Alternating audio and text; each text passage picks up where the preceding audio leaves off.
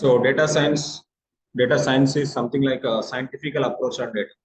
So there is a huge amount of the data available in the world. So there are multiple kind of devices. So many people are using a lot of internet connections nowadays, and there are a lot of devices which are going to be giving the data. For example, you go with the laptops. First of all, you have the internet connection. Right? With internet connection, a lot of applications are working. With internet, lot of applications are working. And there are a lot of applications which are available in laptops. There are multiple kind of applications which are available in mobiles. And there are applications in sensors and cameras. Okay, there are multiple kind of devices which are available, and even watches are there. Watches and even calls data. So there is much data, huge amount of the data is going to be releasing from each and every application from the multiple kind of devices. Why? Because of internet is leading the market nowadays. And so when I come to the data is very huge, right? Data is very huge. So how to handle the data? How to handle the data? How to handle the data is a big task.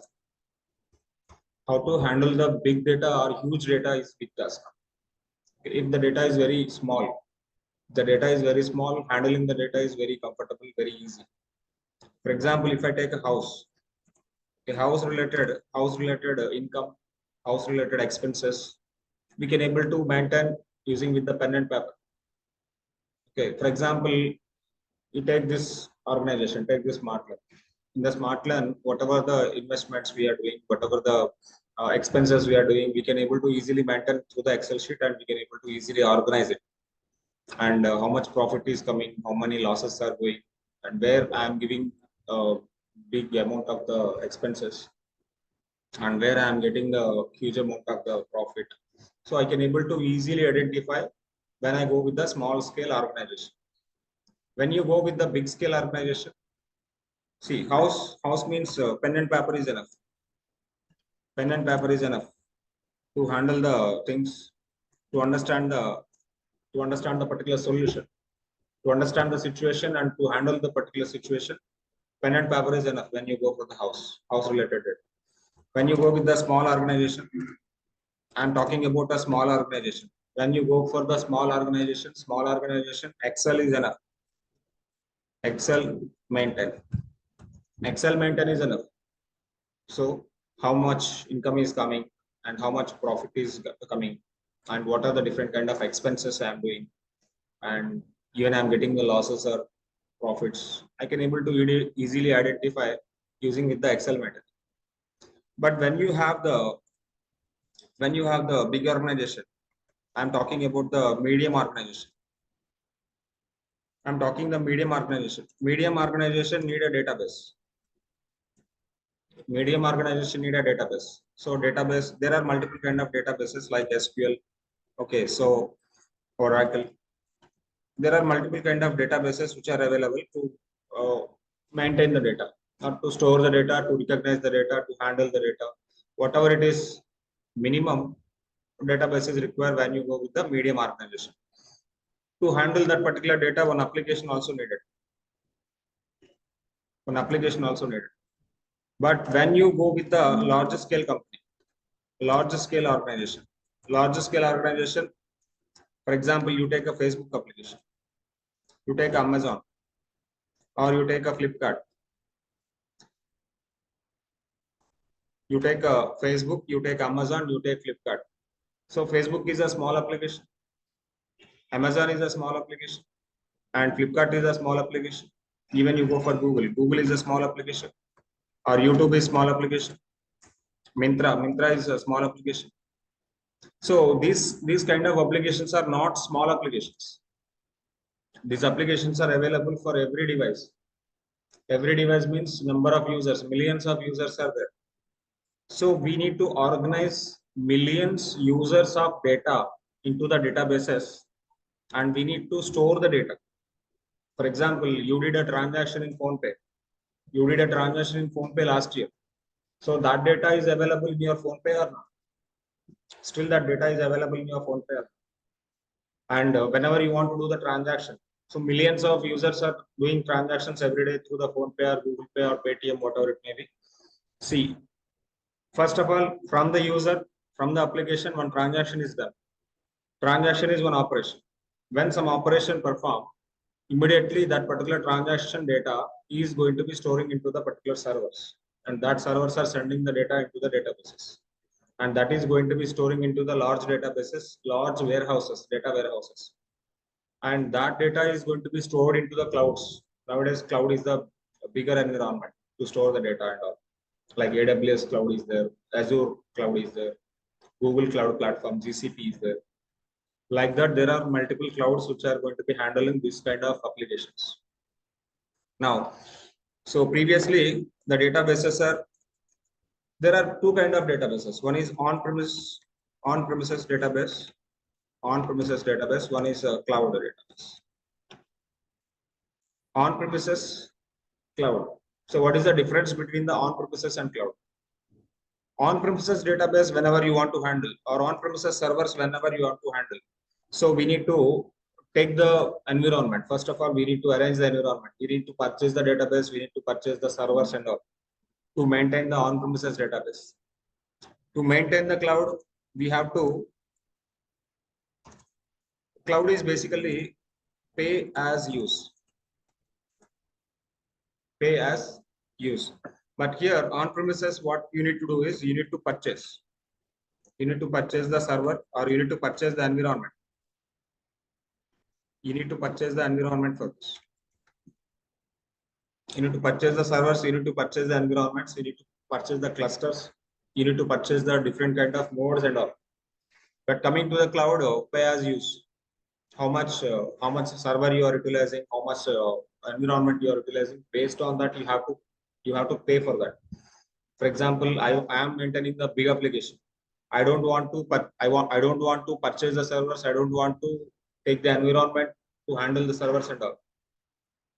Okay, but when you go for the cloud, pay as use is going to be available. Now, why I am telling all these things? Nowadays, every application is having huge. For example, one small tea shop is going to be open in Kanali organization or Guntur area or Kanal area, but that is going to be having number of branches in the coming years. Number of branches data need to maintain online. Number of branches increasing means number of users are increasing. If users are increasing, automatically we have to allocate the space for them. We have to allocate the particular data storage area. So that is our reason. Data is, we are talking about the data here. First of all, data is increasing. Data is increasing. So to handle this particular kind of data, there are multiple things which are going to be available. The one is data analytics. Data analytics. Analyze on top of the data. See, when we go with the concept part, data analytics, what we can do is analyze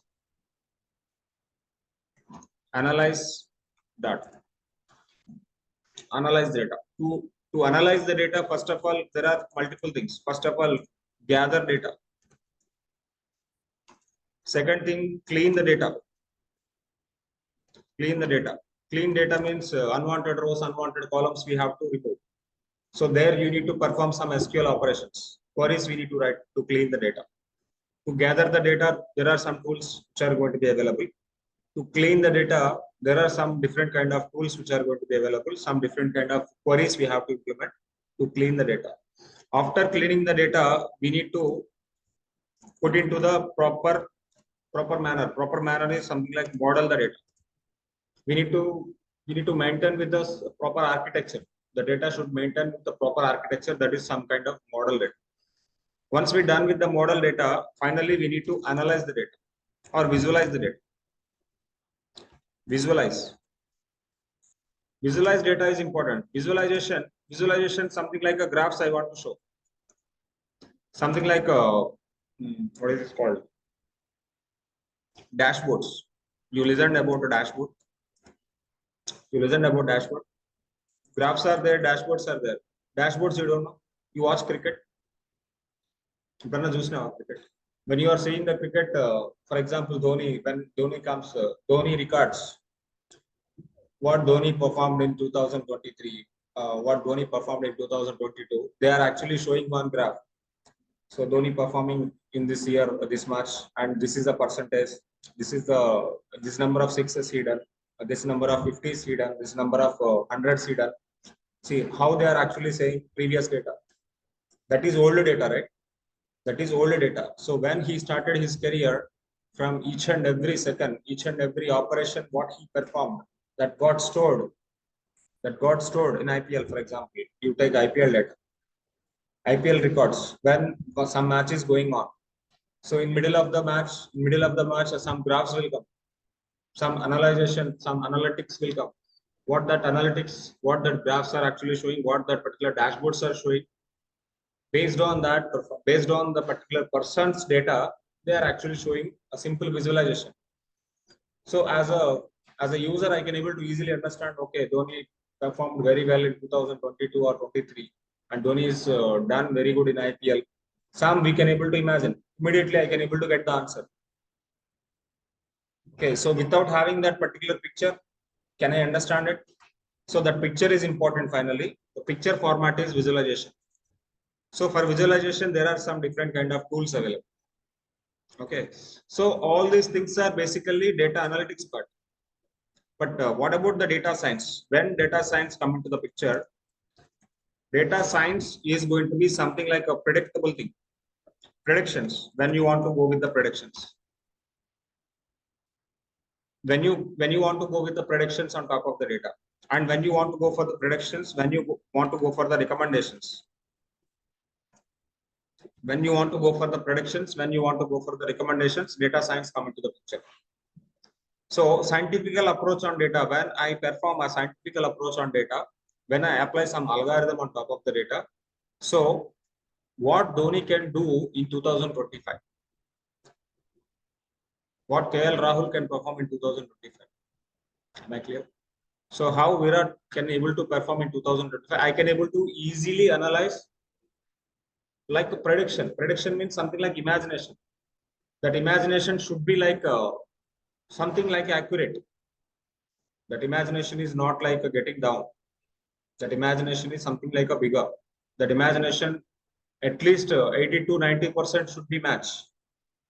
So that kind of prediction you want to show on top of the data. First of all, you need to gather the previous data. Based on the previous data only, we have to put the predictions. Okay. Now, one more example I will tell. So one is the cricket data. One is the cricket data. One is the election survey reports. Election survey reports. How election survey reports are coming? So election is not done. 2024 election not done. Election have to done. But some people are actually giving some survey. Survey reports are coming now. How these survey reports are coming? They are taking the sample data. They are taking the sample data from the users. They are taking the sample data from the users from the different locations. Okay, so in this area, this particular political party is going to be getting win. In this particular area, this particular political party is going to be getting win. So overall, this number of seats may this PDP will get a win, or this number of seats may BJP get win. So somewhere Congress is not performing well. The survey report is not good. People are not ready to vote for the Congress, or people are not ready to vote for the BJP. Something like they are taking a sample collection. They are taking a sample collection. Without having the sample collection, you cannot able to do anything. So for the data science also, we need to take the sample collection. Without having the sample collection, we cannot able to do anything. So coming to the data science, there are multiple kind of technologies or techniques we need to learn. Data science, mostly nowadays, Python is very good. To work with the data science, nowadays Python programming is going to be leading in the market. Why? Because a bigger algorithms also, a very big algorithms also, we can able to easily perform using with the Python programming. You can write the notes later. Notes using with the Python programming, you can able to do everything easily. Getting my point? Python is very simple and understandable language, and even it is a complex algorithm, bigger algorithm. Using the Python, you can able to do very easily. So that is the reason nowadays Python have a number of libraries. Python have number of frameworks to do the different kind of operations on top of the data. That is the reason people are using Python nowadays for the data science. And not only Python, there are some other programming languages also there. R is there, one SAS is there, one Matplotlib is there, MATLAB is there. So like this, there are some other programming languages also available for data science, but people are mostly using Python for data science. So data science. What we are trying to learning in the Python data science now. So we are going to be learning multiple things here. First, we are understanding Python programming completely. First, we are going to be understanding Python programming fundamentals, all the things completely. Then we have to understand some libraries related to the Python. One is the NumPy, one is the Pandas, one is a Matplotlib, and one is a Seaborn, and one is a scikit-learn. Scikit-learn for machine learning algorithms. Did you listen about the word called machine learning? Scikit-learn is one important library to understand the machine learning algorithms. We have to implement a lot of algorithms on different kind of data. For example, house sale prediction. Different data is available. Coffee shop sales data, different kind of data is available. Amazon data, Amazon sales records, different kind of data is available. Go for the cricket prediction, different kind of data is available. Getting my point? Going for Flipkart, different kind of data is available. Going for YouTube, different kind of data is available. So different kind of applications, different kind of data available for each and every data, for each and every application. No similar algorithm is going to be available. Different kind of algorithms we have to implement, and different kind of situations, different kind of algorithms are available. So we have to understand all kind of algorithms in the part of the scikit-learn. So the one is the scikit-learn algorithm we have to learn, and one more is deep learning. We need to understand the deep learning techniques also. Deep learning algorithms. There are multiple kind of deep learning algorithms you have to understand. Deep learning is some more typical data. When you have the typical kind of data, it is something like audio data, video data. Whenever you have the image data, computer vision,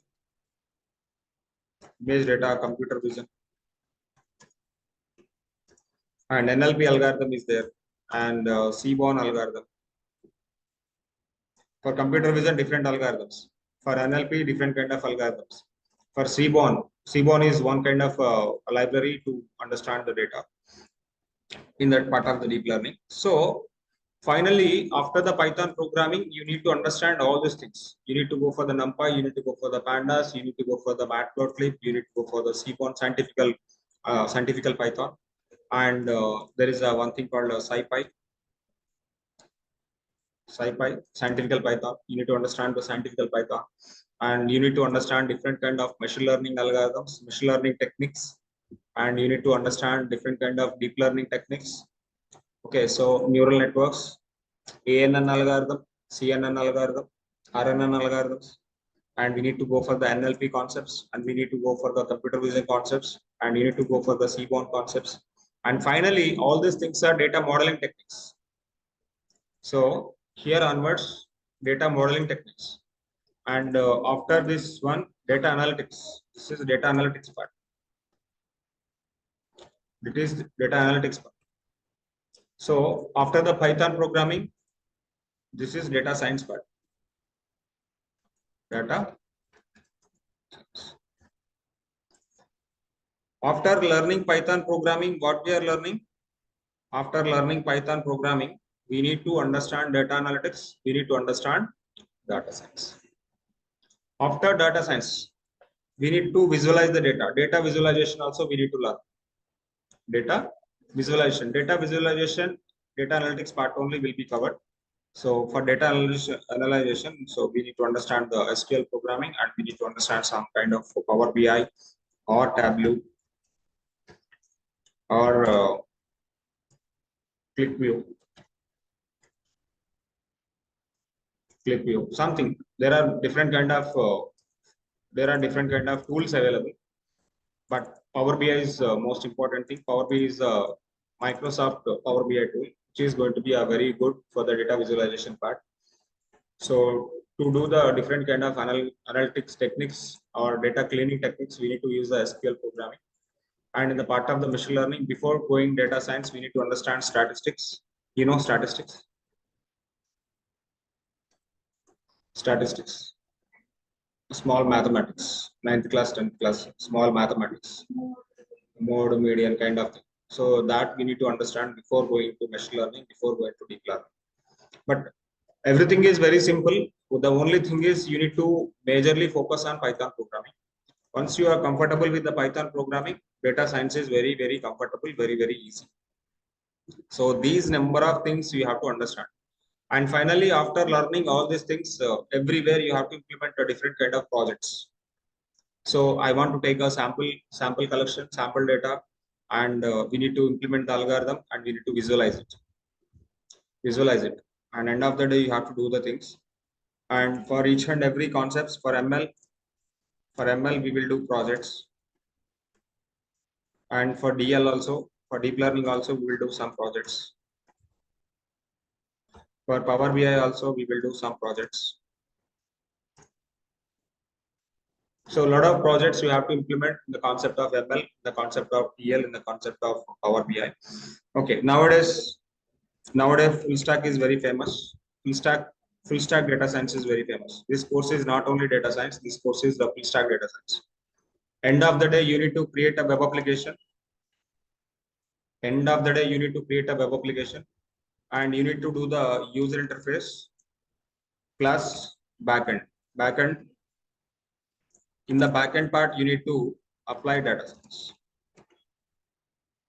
Backend is nothing but user interface is what actually user can see. We can see some text boxes, we can see some images on top of the application, right? You take a YouTube search box is there, YouTube videos are there. That is something like front end. But what about the backend? If you are searching for something is going to be coming from the server side. For example, you are searching a God related song today. And tomorrow, if you open your YouTube again, God songs will come. That is some kind of recommendation. So in the databases, some algorithm is applying, some recommendation system is there background. That recommendation system is giving you similar kind of data. So this user is always searching for this kind of data only. That is the reason. So these are the similar things. You want, you can just watch. You go for the Netflix. You are searching for the comedy movies. So next time you open the Netflix, automatically comedy movies only open. The recommendation system is working on the Netflix database. That recommendation system is recommending you. So these are the different kind of comedy movies are there. If you want to watch, you can watch. For example, if you purchase Amazon, if you purchase a saree today, tomorrow if you open Amazon again, there are multiple saree kind of or saree related pictures will come or products will come. It is actually behind of the particular application forcing you or recommending you to purchase those things. The business is improving or not. For them, business is improving. So we have to apply that kind of algorithms on top of the data. Backend data. Backend is what? Backend is data. Backend is some servers and data collection. Backend is something like a servers and database. And we need to pick up the data and we need to handle the data. We need to clean the data and we need to apply some algorithm on top of the data. We need to apply some model on top of the data. Then that particular application is full-fledged working with data science user interface. So for this UI also, we will have the UI classes also. So I will provide the full stack data science for you. So end of the day, we will do one web application. End of the day, we will do one web application, which is working with the browser. But that application have some data science applied in the back. Data science applied in the back. Am I clear? End of the day, you can design some application, something like www.xyz. You can build this kind of application. And this application, you have to build the UI. And this application, you have to build the servers. This application you have to build the database. This application you have to build the data science.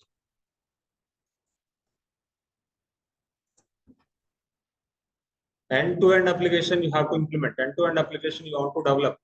But whenever you are developing this kind of application, with the nowadays data science compulsory for every application. Every application is working with artificial intelligence. We know that artificial intelligence is trending in the market. Trending in the market. Some kind of image recognition, some kind of audio recognition.